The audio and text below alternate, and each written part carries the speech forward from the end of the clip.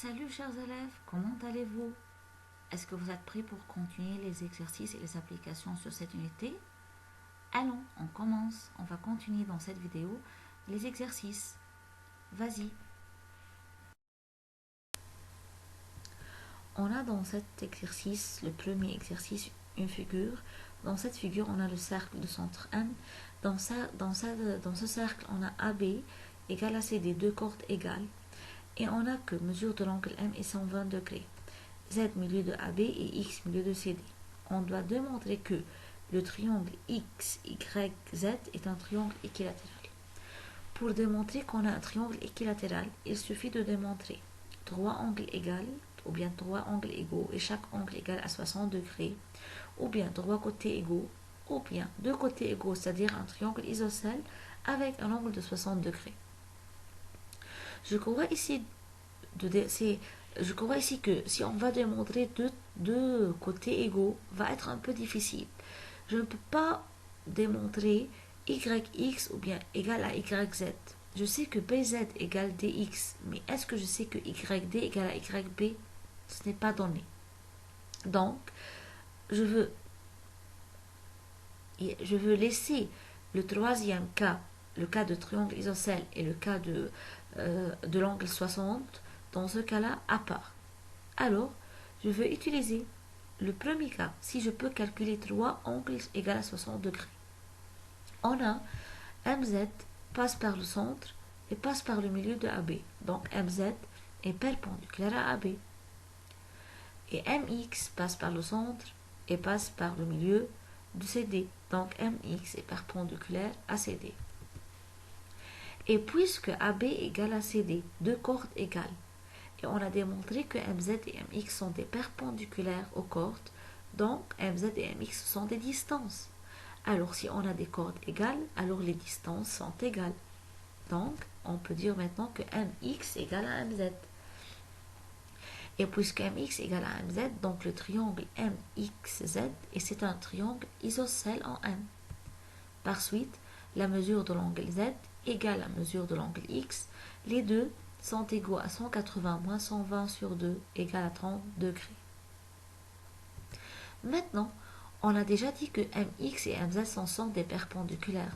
Alors, mesure de l'angle X, c'est-à-dire MXY, et mesure de l'angle Z, c'est-à-dire MZY, sont 90 degrés, sont égaux à 90 degrés.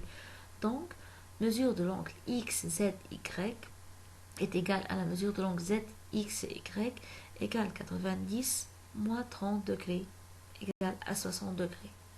Voilà, on a trouvé deux angles dans le triangle XZY qui sont égales à 60 degrés. Donc le troisième angle, bien sûr, va être égal à 60 degrés.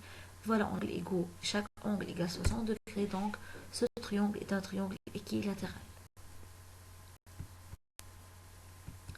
Deuxième exercice, on a dans la figure ci-contre, M et N sont deux cercles sécants en A et B. C est le milieu de XY. Et on a l'angle D égale à 50 degrés. Il me dit que FZ est une tangente au cercle N en F. Et on a MN coupe FZ en F.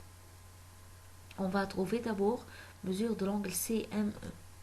Pour trouver mesure de l'angle CME, on va utiliser le premier théorème de première leçon dans cette unité et une propriété ou bien un caractère de la corde commune de deux cercles. Alors premièrement, on a MC passe par le centre et passe par le milieu de XY. Donc, MC est perpendiculaire à XY. Et on a AB, une corde commune entre les deux cercles. Donc, AB est perpendiculaire à MN. Alors, on a dans le quadrilatère MEDC, c'est un quadrilatère, on a quatre côtés ME, ED, DC et CM. Donc, dans le quadrilatère MECD ou bien MEDC, la somme des angles égale 360. On a l'angle E90, on a angle C90, on a angle D50. Donc je peux calculer angle CME qui est égal à 360 moins 90 plus 90 plus 50 égale à 130 degrés. Voilà, on a trouvé angle M. Maintenant, je veux démontrer que FZ est parallèle à AB. On a déjà démontré maintenant que AB est perpendiculaire à MN, car AB c'est une corde commune. Et FZ c'est une tangente. Donc, puisque FZ c'est une tangente au cercle N en F, donc ZF est perpendiculaire à MN. Par suite, ZF perpendiculaire à MN et AB perpendiculaire à MN. Donc, ZF et AB sont parallèles. Maintenant, dans la figure ci-contre, on a deux cercles concentriques, c'est-à-dire deux cercles ont le même centre, M. Et on a AB, la corde AB égale la corde AC. AB, c'est une corde qui coupe le petit cercle en X et Y et coupe le petit cercle AC, coupe le petit cercle en Z et L. Je veux démontrer que XY, la corde dans le petit cercle, égale à ZL, la deuxième corde dans le petit cercle aussi. Je sais que AB, la corde dans le grand cercle, égale AC, la corde dans le grand cercle aussi.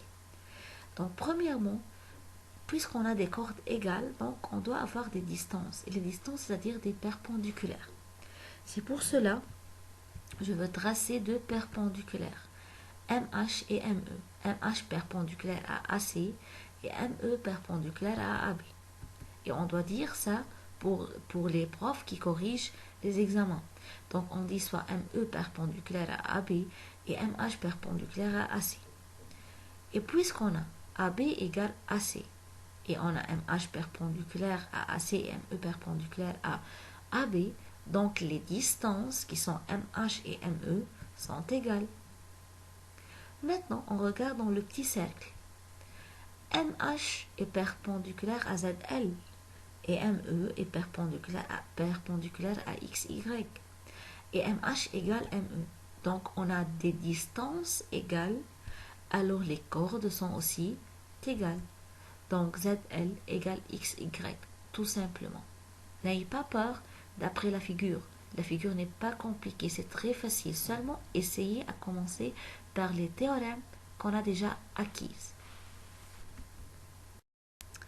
Et à la fin de cette vidéo, j'espère que vous avez bien pratiqué sur cette unité. On a fait beaucoup d'exercices dans cette unité. Pratiquez beaucoup, faites beaucoup d'exercices. La géométrie a besoin toujours de pratiquer, pratiquer, pratiquer et résoudre des problèmes. Allez-y mes chers, à bientôt.